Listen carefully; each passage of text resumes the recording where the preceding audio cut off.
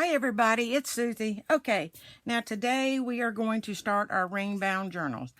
And so what you're going to need is you're going to need some rings. Like this, okay?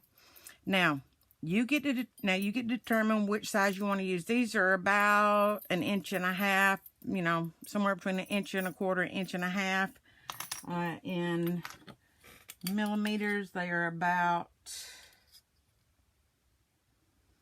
I guess, 3 3/4 or 3.75, something like that, millimeters. And these are about, say, 5.5 millimeters. So you get to determine how thick or how, you know, your journal is going to be. I suspect with the way that I embellish, I'm going to be using the bigger ones. So if you're in the U.S., I picked these up at the Dollar Tree. You get a whole package of them. I don't know, 6 or 8, something like that in a package. And they are, you know, they open up like that. So you can run it through your journal pages. Okay, now, how many you need is going to depend on how big your journal is going to be. Now, if you use a kit, and your printer's like mine and doesn't do borderless pages, and you have to fold this in half, it's going to be hard to get that to match up exactly right. I mean, you can do it, but you know, you want to make sure that it matches up and that you cut this excess off. I'm just going to, you know, I would just cut mine out and then paste those two together, you know, with the backs together like that. And then that would be the front of one page and the back of another page, because you're going to want to double thickness up your pages.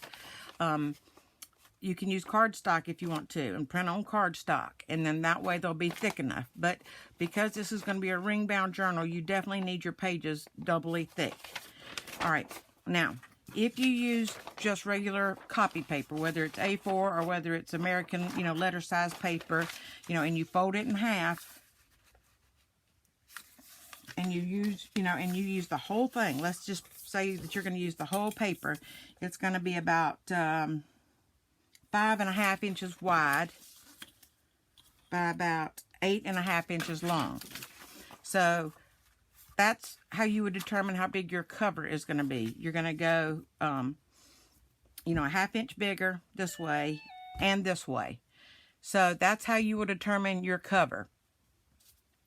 And the same thing on here. Once you get those cut out and glued together, then you're going to know how big your cover is going to be. So we'll get back to covers later on, but I just wanted to show you, you're going to, if you're using a kit, cut these pages out, glue them back to back. If you're going to use this, you're going to glue this down together to make this a double thickness. So, you know, make sure you crease that real well. You glue that down, and then you have a double thick page. Okay, and now if you decide that you want a great big huge journal, which, you know, is pretty daunting to do, and you want to use a full-size sheet of paper, and you want your journal to be that big, which would make a huge journal if you used a whole sheet of paper, then you would glue 2 of them together. If you want a perfectly square journal, say you want it 6 by 6, then you would take your pages and you would cut this down to 6 inches, and then you would cut this down to 6 inches. You'll end up using a lot of paper because you're not going to get 2 cuts out of this because it's just wider than that. So keep in mind how big you want your journal. If you want it to be an 8 by 8, you can do that, and you would just measure this way and cut off at 8, and measure this way and cut off at 8. But remember to double up the thickness of your pages. Just glue those together or use cardstock, whichever you prefer. Now, if you use coffee dyed paper, you know, on one page, you need to use it throughout. You know, like even this, if you use this, that's fine, even though it's on a white background, because this has that same coffee dyed look to it. So, you know, something like that would be fine. But if you're going to use white paper through part of it, you need to use like a white background through all of it. If you're going to use coffee dyed through part of it, you need to do it through all. Make your journal consistent. You can use, you know, you can come up with a theme. You know, maybe you want it to be birds or butterflies or flowers or, you know, for men, or, you know, just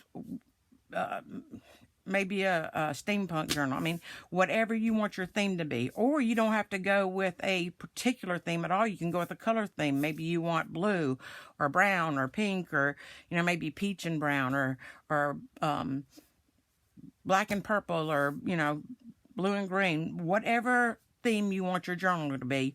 Or it can just be literally anything goes, a catch-all kind of journal, which those are fun as well. So whatever you decide to do, double up the thickness of your pages. All right, so let's say that this is what I'm going to go with, okay? What you're going to need to do is take about an inch strip of your, you know, paper. So cut a whole bunch of inch strips off the length of the spine, you know, of your page. Okay, so these are now glued down doubly thick. And I'm going to take this inch piece and I'm going to fold it in half. Maybe.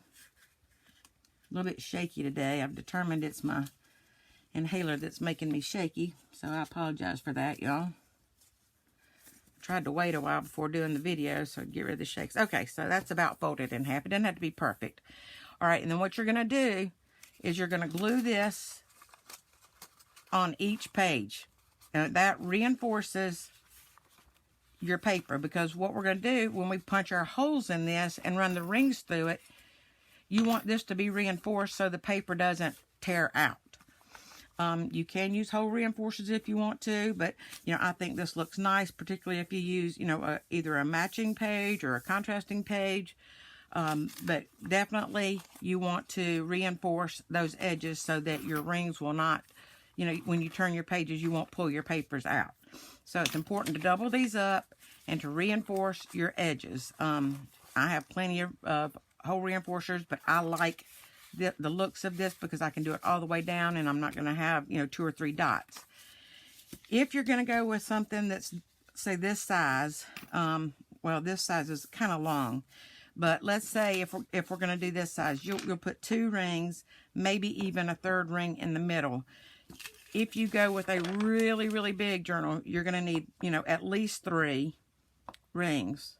Okay, so keep that in mind as to how many rings you're going to use. You know, this one would be just fine with 2.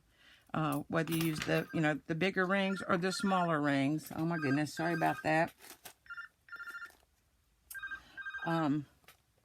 So just determine how, you know, you want to do that. So y'all go ahead and work on that today. Get your pages all glued down. Get your spines done. And I'll see you back here later. Take care. Blessings and hugs to everybody. If you haven't subscribed, please subscribe to my channel. For all those who have, thank you, thank you, thank you so much. And I will see you later. Bye.